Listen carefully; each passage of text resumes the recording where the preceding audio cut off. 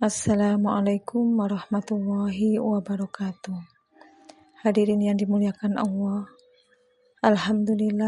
Alhamdulillahilladzi arsala rasulahu bil huda wa dinil haq liyudhhirahu ala dini kullihi wa kafa billahi syahida. Wassalatu wassalamu ala nabiyyina Muhammadin sallallahu alaihi wasallam. Segala puji bagi Allah yang telah melimpahkan rahmat serta hidayahnya kepada kita sekalian, sehingga kita dapat berkumpul di kesempatan yang baik ini. Salawat dan salam mudah-mudahan tetap tercurahkan kepada Nabi Muhammad sallallahu alaihi wasallam beserta keluarga, sahabat dan seluruh pengikutnya yang setia hingga akhir zaman. Malam ini kita berada di penghujung tahun 2024 dan akan segera memasuki tahun yang baru, yaitu tahun 2025. Oleh karena itu, pada kesempatan ini saya akan membahas tentang refleksi di gerbang tahun baru, muhasabah diri menuju masa depan yang lebih baik. Pergantian tahun merupakan momentum yang tepat bagi kita untuk melakukan refleksi diri, mengevaluasi apa yang telah kita lakukan di masa lalu, dan merencanakan langkah-langkah yang lebih baik di masa depan. Dalam konteks ini, saya ingin mengajak kita untuk merenungkan firman Allah Subhanahu wa taala dalam surat Al-Hasyr ayat 18. A'udzu billahi minasyaitonir rajim. Bismillahirrahmanirrahim. Ya ayyuhalladzina amanu taqullaha wal tanzur nafsum ma qaddamat lihud. Wattaqullaha innallaha khabirum bima ta'malun. Yang artinya, wahai orang-orang yang beriman, bertakwalah kepada Allah dan hendaklah setiap diri memperhatikan apa yang telah diperbuatnya untuk hari esok. Dan bertakwalah kepada Allah, sesungguhnya Allah Maha mengetahui apa yang kamu kerjakan. Quran Surat Al-Hasyr ayat 18. Hadirin yang dimuliakan Allah, ayat ini merupakan seruan yang sangat penting bagi kita sebagai seorang muslim. Allah Subhanahu wa taala memerintahkan kita untuk bertakwa dan senantiasa memperhatikan apa yang telah kita persiapkan untuk hari esok, yaitu hari akhirat. Momentum pergantian tahun ini hendaknya tidak hanya diisi dengan perayaan-perayaan yang hura-hura, tetapi lebih dari itu, yaitu menjadi momentum introspeksi diri yang mendalam. Pertama, di sini ada perintah untuk bertakwa. Allah mengulang perintah takwa di awal dan di akhir tahun ini, ayat ini. Nah, ini menunjukkan ya, betapa pentingnya takwa dalam kehidupan kita.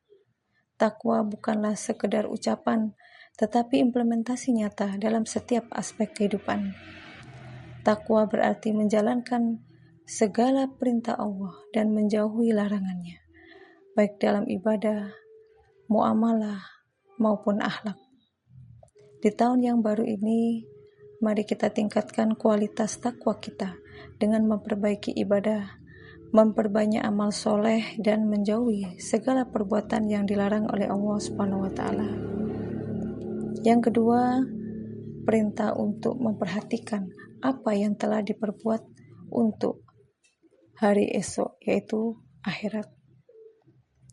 Nah, hari esok ya dalam ayat ini bukan hanya sekedar besok atau tahun depan, tetapi yang dimaksud dalam kehidupan akhirat yang kekal.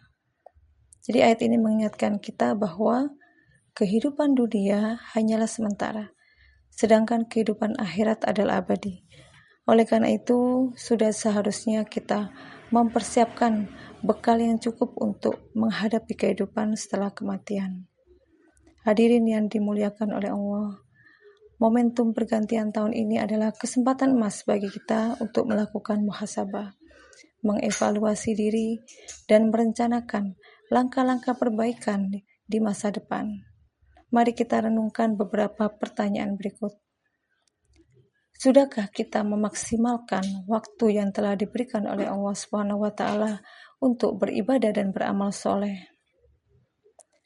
Adakah perbuatan dosa yang masih sering kita lakukan?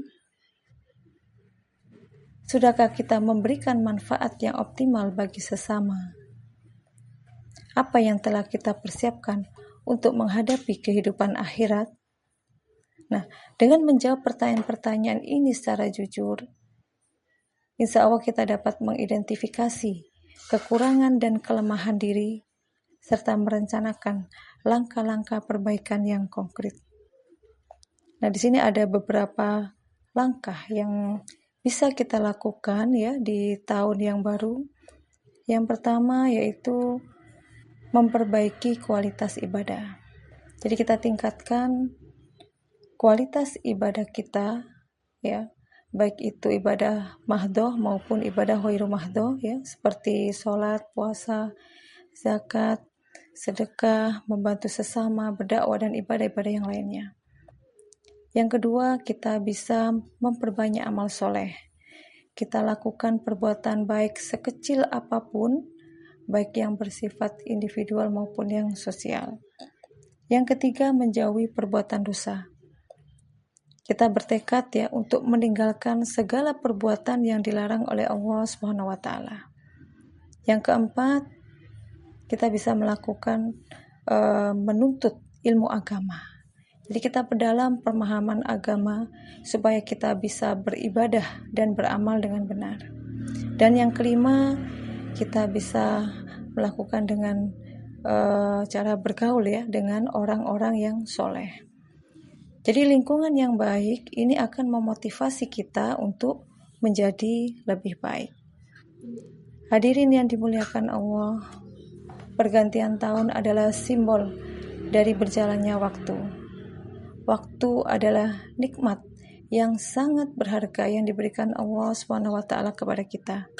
Jangan sampai waktu yang telah berlalu kita sia-siakan tanpa makna. Mari kita manfaatkan sisa umur kita dengan sebaik-baiknya untuk beribadah dan beramal soleh sebagai bekal untuk kehidupan akhirat yang kekal. Semoga di tahun yang baru ini kita semua dapat menjadi pribadi yang lebih baik, lebih bertakwa kepada Allah Subhanahu wa taala, dan lebih bermanfaat bagi sesama.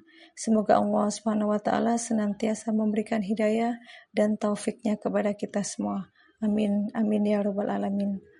Billahi taufiq wal hidayah wa ridha wal inayah. Assalamualaikum warahmatullahi wabarakatuh.